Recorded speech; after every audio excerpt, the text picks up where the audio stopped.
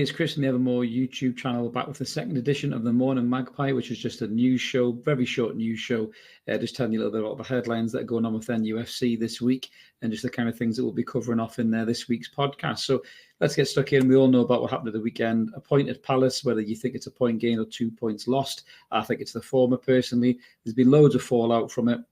We're going to be all across it. We've done a post-match review anyway, which is already on the channel. So make sure you check that out and drop us a comment. Let us know if you agree or disagree with what I said about the game.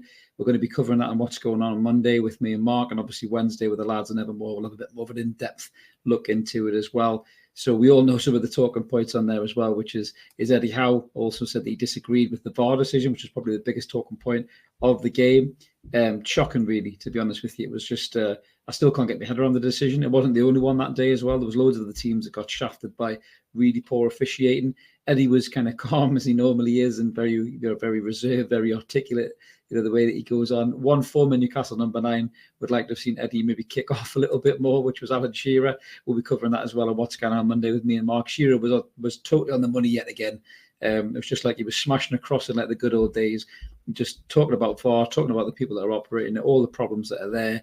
Just absolutely shocking. Obviously, Shearer was looking at all the games, not just Newcastle's games, but he's on the money again, and we're going to be covering that, me and Mark, on Monday, just to go through exactly how shocking these officials have become over time and just what it's doing to teams around them as well, which is absolutely unbelievable. One of the big things we're hoping for as well this week is that the big guns are back against the Hammers. We've got a long time to recover for this game. We're not playing until next Sunday. So, from a really busy week that contained kind of Tranmere, Liverpool, Palace, tough games, very different games in many ways, but really tough games, which stretched quite a thin squad really to its maximum. We're really hoping that the big guns are back. Bruno sounded like he was really close to the Palace game. I think Eddie Howe just managed it correctly in terms of not throwing Bruno in when he didn't have to, maybe hoping that we had enough to get the win, and we probably should have got the win. We had loads of chances that we didn't take, and I think we'll be covering that as well on this week's shows. But I think it's massive that we missed, it's pretty obvious that we missed those big players. We missed Bruno's quality on the ball, we missed Maxi's running, we missed Callum Wilson as well, for the goal threat that he has, when he's in the side, and he loves the goal against the Hammers too. So we might possibly see Callum as well. I think he might be a little bit further away than the other two, but we've seen Bruno, who looks like he's ready to rock. I think he'll be back. Maxi's doing weird oxygen tank Michael Jackson style treatment. So I really hope that's a bit to get fit for West Ham again, because he likes playing against them, and he is just a quality player that we need. And I think when he's not there, we probably realise how much we miss him.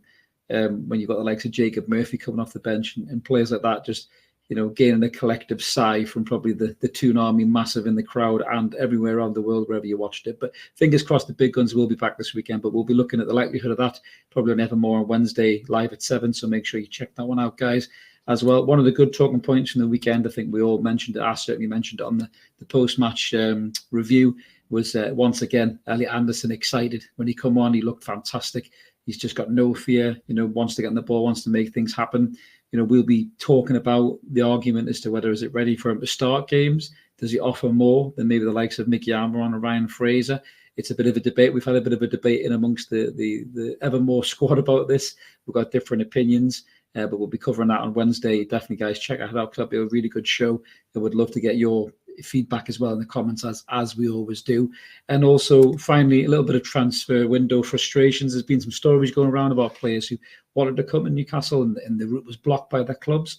So we'll be covering that as well, obviously off the back of what we said in the last Morning Magpie about Eddie Howe talking about, the other teams making it hard for Newcastle. There's one price for one and one price for Newcastle. And I think they've also made it difficult for their players to move to Newcastle.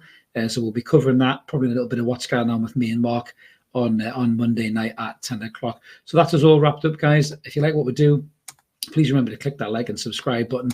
As I say, we've got the 2 shows this week. Mark and I will be back with what's going on Monday live at 10 o'clock. And then me and Mark and the boys will be back on Wednesday at 7 o'clock with the weekly Evermore show, which will just be covering things like the match, a little bit of talk and debate about some of the subjects I've just mentioned there, and obviously a look ahead to West Ham as well. So if you can, please smash the button, come and join us. We've got about 1,765 subscribers, I think, now. So it's growing every day.